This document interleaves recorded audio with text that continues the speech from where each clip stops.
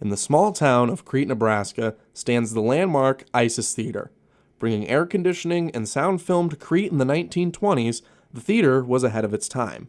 Today, the ISIS has evolved and still serves the community, surviving in an era where rural movie theaters are often closing their doors. Theaters aren't something that makes money. It's not a money-making proposition for most theaters. And when you look at Nebraska and small towns like Nebraska, there's just a handful. I think there's probably less than 5 that are locally owned as a profit-making business. Most of them are operating as nonprofits, communities who've taken them over.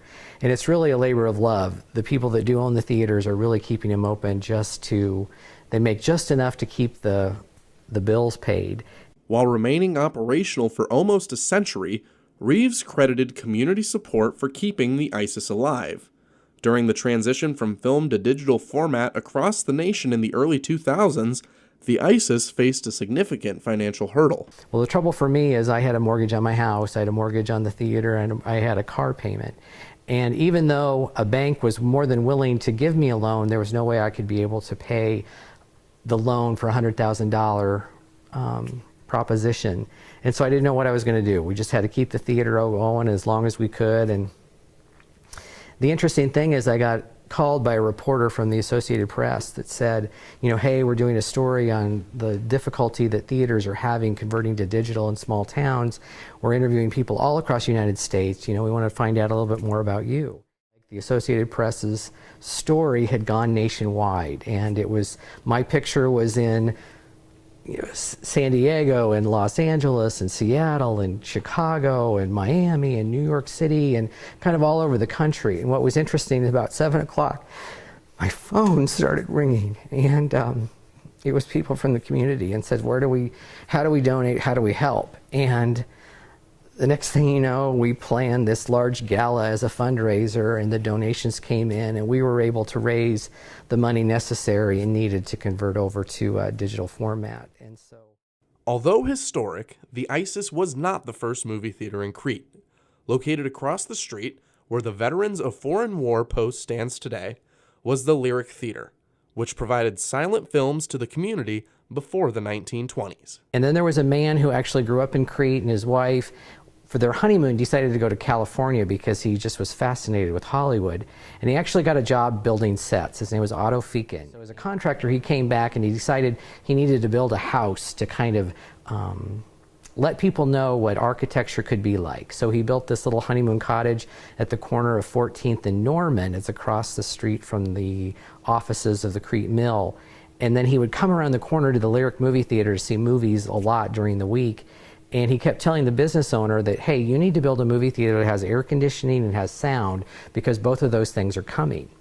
Not only did the ISIS utilize new technological innovations, but it was the first to bring them to Crete and the region. So when it opened, February 26, 1925, it was the first to have air conditioning in the region.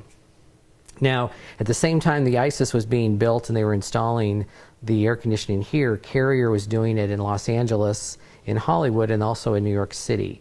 And it was really the first viable air conditioning system for movie theaters. And movie theaters were really where air conditioning first got its start. And so the ISIS was ahead of its time for not just the county, not just the state, but the actual region. And they really said that we were probably the only one within the Midwest that was getting that viable air conditioning system. Sound movies also, the first one was in 1927 with the Jazz Singer. Now granted, the ISIS was designed in 1925, and sound movies didn't make it to Crete until 1929, the fall of 1929. So it was really way ahead of its time. So it was really ready for the equipment and everything like that with acoustics to be prepared to receive that new technology. The Egyptian god Isis, the namesake of the theater, was an inspiration for many local theaters across the nation. The ISIS is one of over 20 Egyptian-themed theaters in the United States. This is no secret, as it is easy to spot the Egyptian influence inside of the theater. Well, what was interesting is, in 1922, when they found King Tut's tomb, the only way you could actually see pictures of that was by going to the movies. They actually had film reels that would show you what had been discovered in King Tut's tomb. And so in 1922 on, people loved going to the movies just to see the updated film reels and what they had discovered in his tomb. At the same point in time, this new style of architecture was coming out called Art Deco. And Art Deco picked up a lot of the Egyptian motifs from things they found in King Tut's tomb. And because Isis was sort of the goddess of love of the Egyptian culture, it really became sort of the iconic movie theater name for theaters all across the United States. As for the future, Reeves expressed the difficulty of only having one screen to show films, limiting the amount of movies that the theater can present. However, he shared plans for a potential forthcoming expansion. I do have the vacant lot next door, and I've got designed a two smaller screens over there, as well as a lobby, handicapped accessible bathrooms.